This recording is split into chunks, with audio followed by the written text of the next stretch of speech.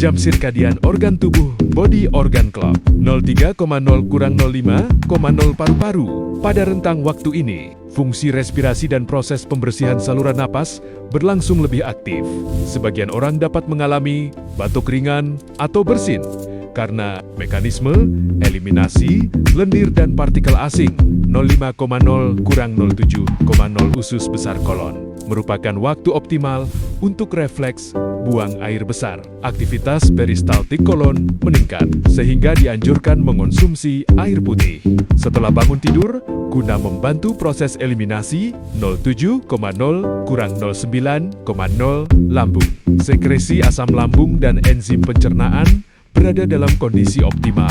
Sarapan seimbang dianjurkan untuk mendukung metabolisme dan kestabilan kadar gula darah 09,0 kurang 11,0 limpa. Dalam konsep fisiologi metabolik, periode ini dikaitkan dengan penyerapan dan distribusi nutrisi. Rasa kantuk berlebihan pada jam ini dapat mengindikasikan kurangnya asupan atau kualitas istirahat yang tidak optimal.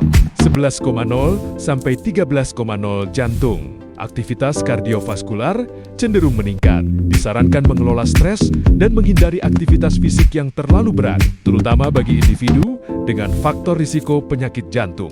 13,0 sampai 15,0 usus kecil. Penyerapan nutrisi lanjutan dan regulasi keseimbangan cairan berlangsung aktif. Konsumsi cairan yang cukup membantu mendukung fungsi ini. 15,0 sampai 17,0 ginjal.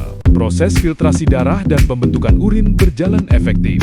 Asupan cairan yang adekuat sangat penting untuk mendukung fungsi ekskresi dan menjaga keseimbangan elektrolit. 23,0 kurang 03,0 hati. Hati menjalankan berbagai fungsi metabolik dan detoksifikasi. Tidur yang cukup dan berkualitas mendukung optimalisasi proses regenerasi sel hati. Jam sirkadian, organ tubuh, edukasi, kesehatan alami, fungsi organ, detoks alami, infografis medis, tempat, sakit perut kiri atas upper left quadrant. Di bagian ini terdapat lambung, limpa, pankreas bagian tubuh dan ekor, ginjal kiri. Nyeri di kiri atas sering berkaitan dengan radang lambung gastritis, pankreatitis radang pankreas, nyeri hebat menjalar ke punggung, pembesaran atau cedera limpa, batu atau infeksi ginjal kiri. Biasanya nyerinya bisa terasa tajam atau dalam,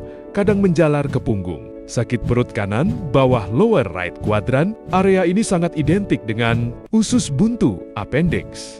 Nyeri kanan bawah sering mengarah ke appendisitis. Awal sakit sering di sekitar pusar lalu pindah ke kanan bawah. Infeksi saluran kemih, batu ginjal kanan. Pada wanita, bisa juga kista ovarium atau kehamilan ektopik. Jika nyeri makin hebat, disertai demam dan mual, perlu segera diperiksa. Sakit perut kiri bawah lower kuadran. Di area ini terdapat usus besar bagian sigmoid, ovarium kiri pada wanita.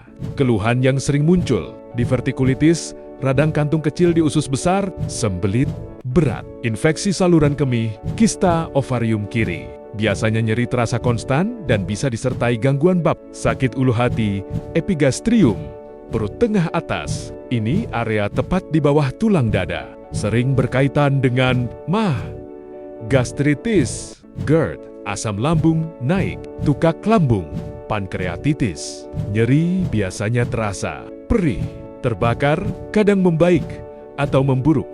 Setelah makan, sakit perut, tengah bawah, suprapubik. Area ini berada tepat di atas tulang kemaluan. Bisa berhubungan dengan infeksi kandung kemih, IS, batu kandung kemih, masalah rahim atau ovarium. Nyeri haid biasanya terasa seperti tekanan, nyeri, tumpul, sering ingin buang air kecil, sakit sekitar pusar periumbilikal. Area sekitar pusar sering menjadi lokasi awal appendisitis, gangguan usus halus, hernia umbilikalis. Nyeri bisa terasa melilit atau seperti kram. Nyeri bisa berpindah. Contoh klasik, usus buntu. Satu organ bisa terasa di area berbeda. Penyakit jantung kadang terasa seperti nyeri ulu hati. Batu ginjal bisa menjalar ke selangkangan, lokasi nyeri membantu, tetapi diagnosis tetap perlu. Pemeriksaan fisik 30 USG, Cortescan, tes darah, urin, sakit perut, tatat nyeri perut, edukasi kesehatan, anatomi tubuh, info medis, kenali gejala, kesehatan organ,